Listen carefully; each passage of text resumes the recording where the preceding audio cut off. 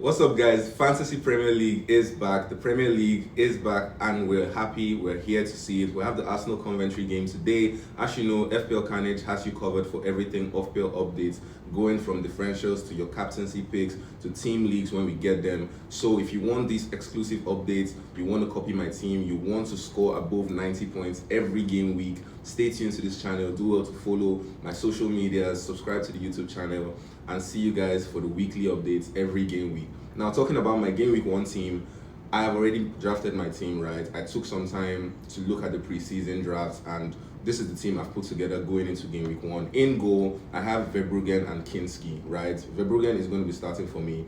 I am going to be activating my bench boost going into game week 1. I feel like I've not really maximized the use of my bench boost, so I would. It's a chip I would really like to get out of the way going into game week 1, and I think I've set up my team quite nicely to maximize the most points I can out of the team. So I have Verbruggen at home to Aston Villa. Aston Villa looking sort of depleted with some of their key figures leaving the team, likes of Rodgers, likes of Tielemans. We have Emi Martinez, who is likely to leave before the end of the window. You have Ezri Konsa, who has finalized his move to Arsenal. So I think Brighton have a decent chance of keeping a clean sheet. They've also made some decent signings in defense, the likes of Vuskovic. So I think Verbruggen is a really decent start. A decent keeper to own, right, for the start of the season. I also have Kinski. Spurs have made proper defensive reinforcements going into the season. They've signed the likes of Senesi, the likes of Van Hecke. They have Robertson. So I think Tottenham's defense isn't going to be as leaky as we know it to be. So Kinski is my second goalkeeper. In my defense, I have Calafiori and Ben White. Yes, I am doubled up on the Arsenal defense.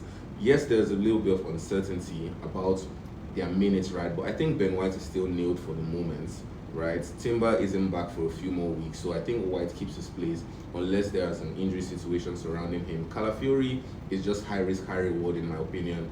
We saw him get a goal. He could have possibly gotten 2 in the Community Shield. He is a rotation risk with Hincapié also available, but I think I just enjoy the higher upside of having him if he does manage to get goal involvement before he's taken off. I also have Diop, Rodon and Luke Shaw. Luke Shaw, the Manchester United defender, has a decent start to the season, starting with newly promoted side Hull City. I think he can get something out of that game. Manchester United should be able to keep a clean sheet. They are the worst newly promoted side, so I think this should be an easy game for them. Rodon, a DEFCON beast as we know him, really great value for money, and I'm really happy to have him in my team. He also offers really great goal potential from set pieces, and then Diop, my final defender, at home to Sunderland, really decent for set pieces and DEFCON as well. Going into my midfield, I have Pascal Gross at home to Aston Villa, the key talisman for the Brighton team. He's still on penalty duties and some set piece duties, but we've seen them sign a striker who could possibly take away penalties. It's still yet to be known. I think Gross keeps his penalty duties for now. Same goes with Ndiaye, who is at home to Crystal Palace. Bruno Fernandes is my third midfielder at away to Hull City. He broke the Premier League assist record last season, and he is a possible captaincy option for me this game week. Mbeumo, my 4th midfielder, away at Hull City, right? He played as a false 9 for most of the preseason, got a couple of goals, couple of assists. Sesko is back, but I don't think Mbeumo loses his place in the team, even with Sesko's arrival. I think he could move on to the left wing or the right wing, depending on the formation Carrick decides to go with. So I'm happy to have him start in my team in game week 1. Zolis is my 5th midfielder at home to Coventry. We saw the winger accumulate 40 GA while playing in the Belgian league last season. So far in the preseason and in the Community Shield, he picked up about 2 goals and 6 assists, 2 of which came in the Community Shield against Manchester City. So he looks to be a brilliant signing for Arsenal.